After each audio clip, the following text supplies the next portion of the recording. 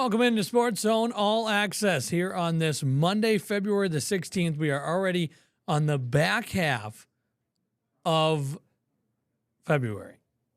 It's already here. Wild.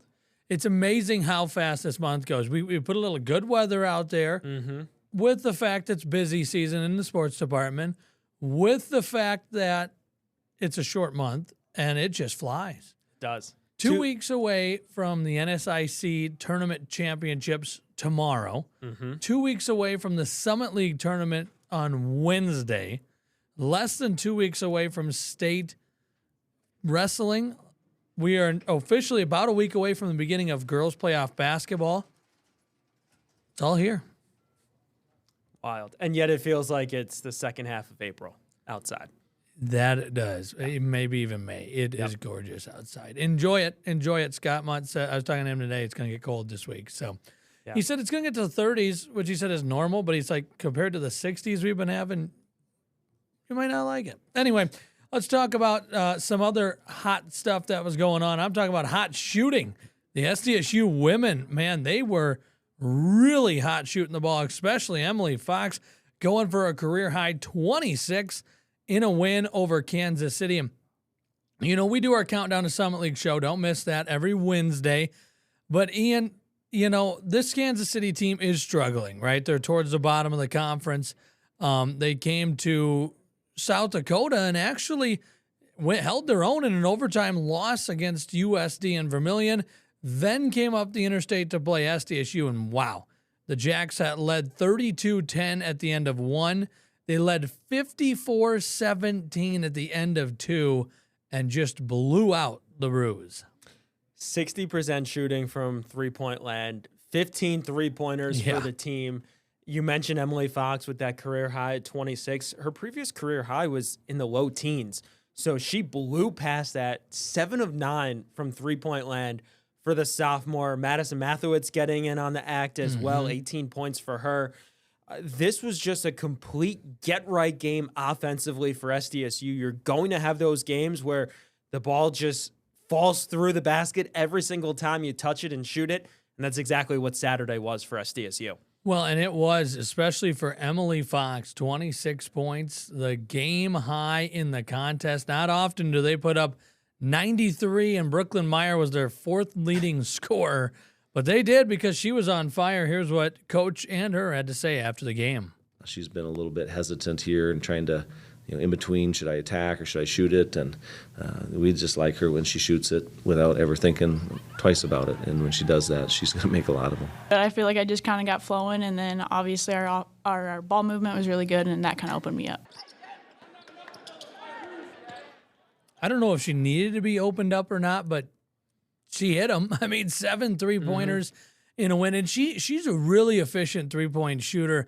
And in light, and we were kind of wondering, like, okay, you look at the numbers that she shoots, it's like, how does she not score more points per game when she shoots at a clip like that?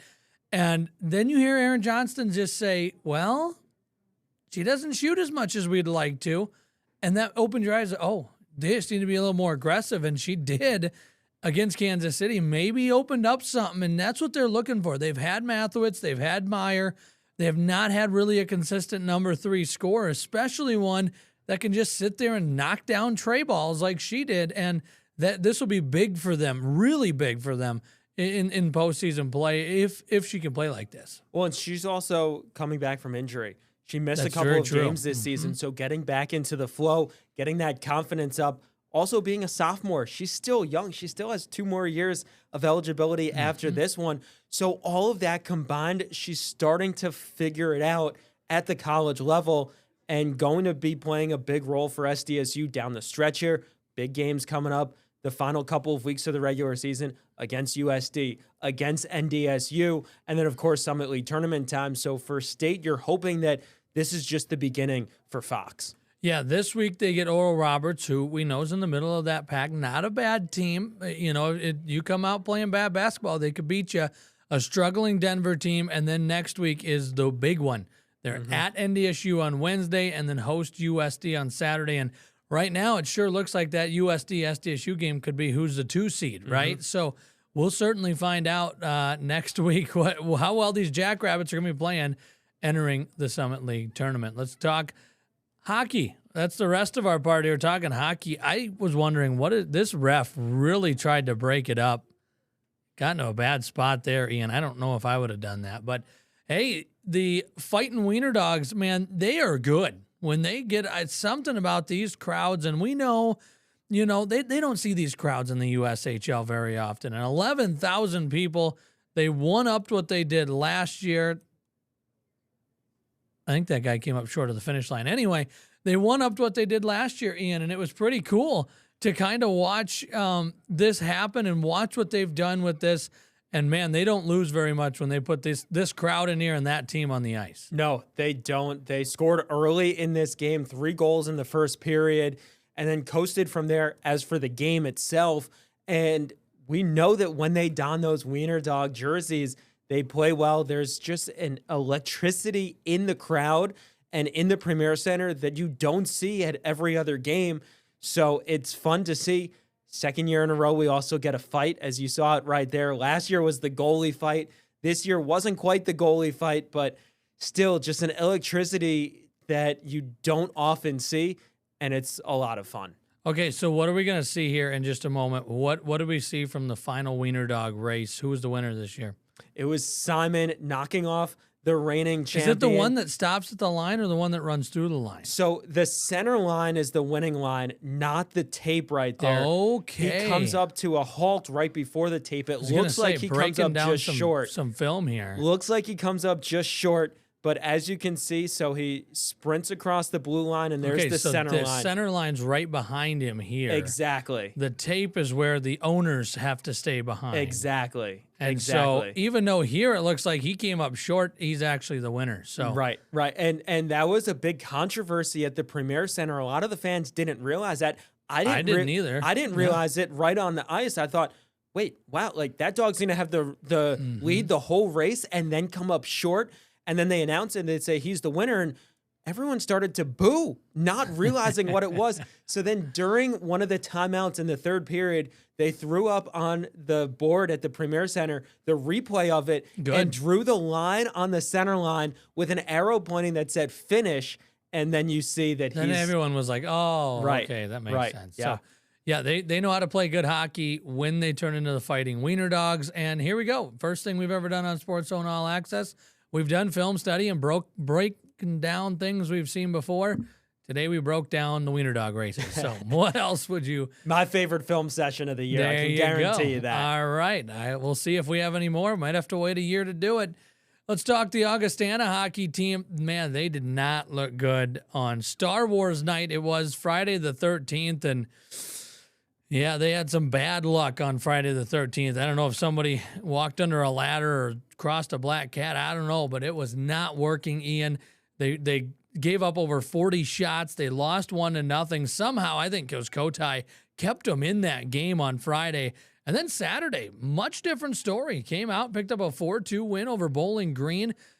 Struck first in the first period. Bowling Green tied it, and then they had 2 big answers in the second period to get a 3-1 lead, and then they kind of held on to there, added an empty netter to win 4-2 in a really good hockey game, actually. But some credit's got to be given here, right, Ian? Big job by Augustana. Couldn't afford a sweep there, and they found a way to earn the weekend split.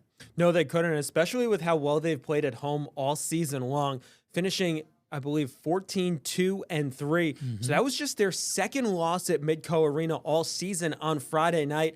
The offense simply just didn't show up. You hear they lose 1-0. So as you said, Kotai does his job in between the pipes. The offense just couldn't produce for them. They get the goals on Saturday night in that 4-2 win. And now they just have 2 games left in the regular season. That's insane to be saying that because they have the bye the last week of the regular season. Grant, 2 weeks from now, the Mason Cup playoffs start. Yeah, which is crazy. And one thing, you look at the standings, Bowling Green and Augustana separated by 2 points right now. Augie loses that game, Bowling Green wins it. Now Bowling Green's ahead of them. Instead, Augie's in third. And there's a big difference between third and fourth right now, because if you're fourth, you still get a home series, but you get to play Minnesota State Mankato, who somehow is the 5th seed. I don't know. I wouldn't want to be the 4 seed that has to play that team as a 5 seed. So it was a big win for them. And for Bowling Green, looking here, they're right on their heels. I think their season might be done as I look here at the not at all true. The CCHA website was wrong. They play Minnesota State this weekend in Bowling Green, Ohio. Then they have Michigan Tech, who leads the CCHA standing. So really tough schedule left for Bowling Green, who's right behind Augustana. And Augustana plays a really good St. Thomas team this weekend. We'll talk more about that, but this is a huge series for the Vikings. They control their own destiny. They're 2 points back of St. Thomas, 3 back of Michigan Tech. A couple of wins this week will put them not only in position to be a top 2 seed, but maybe even the top seed if they get a lot of things to go their way. Either way, it would lock in a home game. We'll see. It's a big weekend for them. And again, 3rd season in existence, and we're already talking about this competitiveness in the CCHA. Credit to Garrett Raboin and that staff. No question about that. Well, high school gymnastics happened this weekend. We're going to run through who won, what, and where when we come back to SportsZone All Access.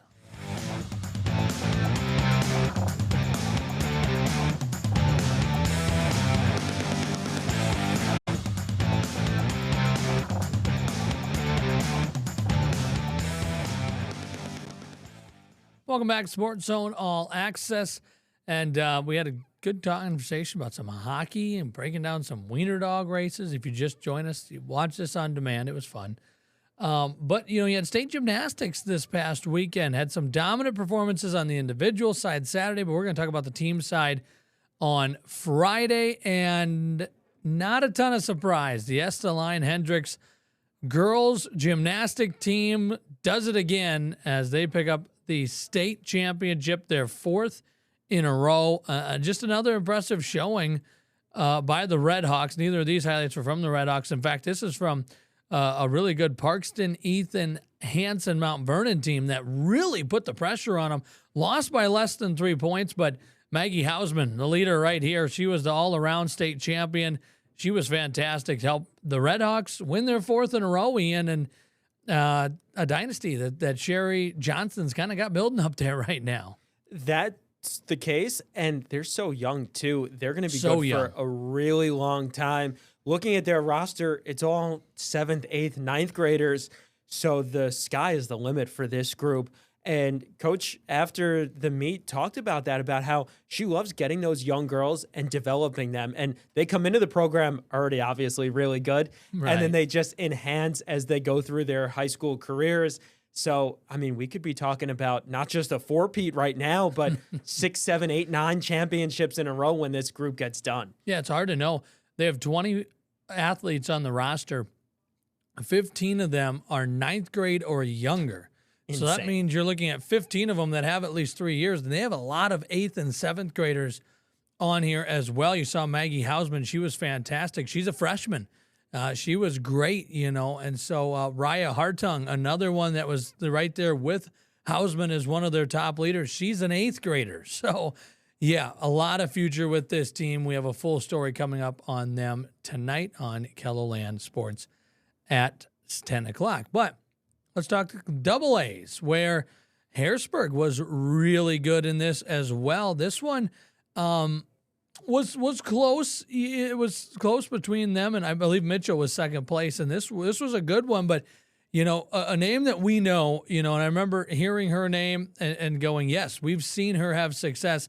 Caitlin Mation, Ian, she's fantastic. She is really a talent for Harrisburg. Here she is running through the vault, and pretty good landing, pretty good score there from her. That was just one of her several great events that she had on Friday and Saturday. But, she's a big leader for them, and it's something that Harrisburg can kind of just go, you know what, we need a good score. Here's this, right? It makes it pretty easy for the Tigers who have had her as a leader, helping them win the state championship this year. Yeah, we entered the weekend expecting big performances from Mation, from Harrisburg, and from SDSU Hendricks. Mm-hmm. All of them delivered. Mation just so impressive on Saturday in the individual, winning all 4 competitions, taking home the gold because why not? That's just how good she is. And she's a big reason why Harrisburg, again, the state champions. Yeah, they continue to just be fantastic. Looking back at last year, she was battling with her teammate Isabel Reiners, but Caitlin was right up in all of that and won the all-around last year. And now we know, won it again this year. And in the two-class system, Harrisburg now 2 times in a row state champions. They were runner-up in 24, make it now 25 and 26 that they've won back-to-back state championships. So credit to the Tigers and to the Redhawks. And really, I mean, they were close races. It's not like they won by 20 points blowing away. Right. I think we continue to see, gymnastics get better and better as it is longer here. And, I mean, you're seeing it. I mean, look at Esteline Hendricks, right? Led by a bunch of freshmen and 8th graders, and they still are having plenty of success. Well, we got our KELOLAND Sports Game of the Week coming up tonight. We're going to preview the Del Rapids versus Sioux Valley girls game when we come back to SportsZone All Access.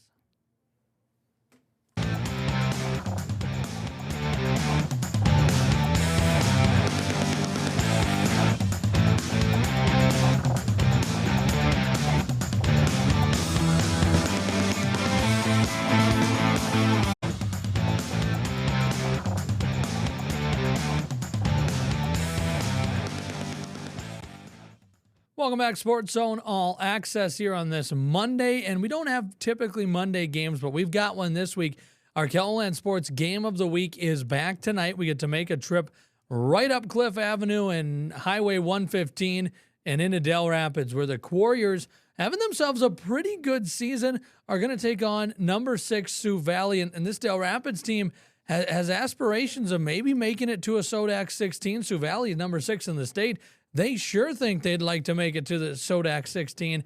This should be a pretty good one, Ian, between 2 teams with winning records. And for Del Rapids, their last game of the year, trying to finish with a 14-win season. Yeah, really interesting juncture between the 2 teams.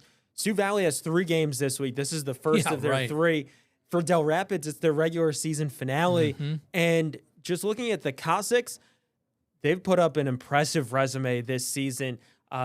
Won their last 4 games, their most recent loss coming to the reigning state champions in Sioux Falls Christian. For Del Rapids, they're also starting to peak as well. They've won 7 of their last 8, and it's a young team, a lot of sophomores. That's their best class for the Warriors. So starting to peak, starting to get some of that experience all throughout the season.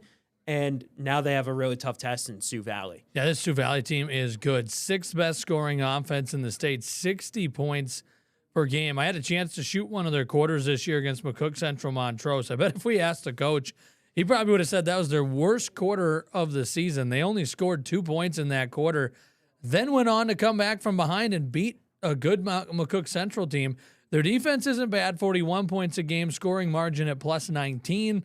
That's averaging a 20-point win on an average night. And this Sioux Valley team led by Kaylee Craddock certainly has some talent to keep an eye out for. Yeah, Craddock really impressive with what she's done this season for them, a junior and committing to USD. So she's going to be one to watch tonight for sure. Yeah, 15 points per game, 8 rebounds per game, 2 assists per game, and almost 2 blocks per game. You can see the numbers there. They're impressive in and of themselves. Now, this Del Rapids team, I tell you what, they have not been known for their girls basketball as of lately. You look at the last 4 years, 8 wins last year. The year before that, 2 wins. The year before that, 3 wins. The year before that, 3 wins. So they've only won 16 games over the last 4 seasons. Now they have a chance to win 14 this year, almost more than double what they've won in the last 4 years. Credit to this Del Rapids team who has found a way to score the ball really well this year. 55 points per game, 11th best in the class. That's good enough that could give them a shot to make that SODAC 16. It's the other number that certainly they're still trying to work on. 50 points per game defensively, 40th best, and you see kind of a drastic difference there, and maybe why the Warriors aren't playing perfect basketball, but they've been better as of late. Chatting with Coach over the weekend, she said, we need to shore up our rebounding, our free throws, and then getting that defensive stop. The offense is there. They just need to get those stops on the defensive end to turn that 50 points per game down to 45, which would be a world of difference. But just the impressive nature that they've shown this season to improve as this season has gone on is really impressive. Well, and they are currently second in the region. If they can be one of the two teams come out of the region, they go to the SODAC 16 and have a shot to play to go to the state tournament. We'll just have to see if that's something that they have an opportunity. Rory Thorson's been their leading scorer, and she's been really good. Not as much in the rebounds and assists and steals as maybe Craddock. We know we saw her with 8 rebounds per game. Obviously, 3 assists and 3 steals per game is nothing to be too disappointed about, but 17 points per game for Thorson. She's clearly been the leader, and you see it there. Del Rapids sophomore. She's got a lot of growing yet to do. This is just the start of maybe a really promising career for the sophomore. It certainly is. Those 17 points, one of 2 players in double figures for Del Rapids. So they're going to lean on her a lot to power the offense, and then we'll see where that offense can go. Yeah, that's the big question. And again, they're second in the region. Flandreau's third, right next to each other. I don't know when those two play. If we're busy, I don't know. Might have to make a trip to Del Rapids. Played to a 3-point game the last time they played with Del Rapids, edging out Flandreau. So that'll be a winner would get a chance to go to the SODAC 16. Now that's playoffs. That's next week. That's a long ways away. First, we've got this really good game between 2 really good teams coming up tonight. And yeah, there's a lot of ways you can watch it. You can watch on Kelo Extra TV, KELOLAND Plus right here on KELOLAND Plus, and on KELOLAND.com. Looking forward to that 7 p.m. tip-off. Don't miss it. Ian Sachs and I'll be on the call, which will be a good one up in Del Rapids. They have a nice gym to call a basketball game, that's for sure. We're going to wrap up the show when we come back.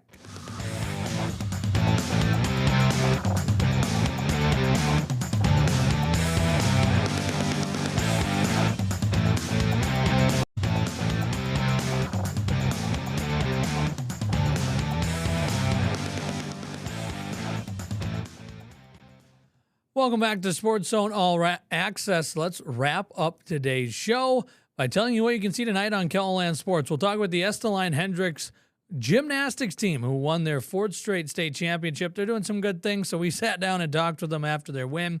Sioux Valley at Del Rapids, we previewed that game. Now we're going to have highlights of it. Plus, the USD men and women are both back after their byes. We'll hear from them, and it'll be interesting to hear what they all have to say about how they're doing coming off the bye. Well, that'll do it for us. Thanks for tuning in to SportsZone All Access, and we'll see you next time.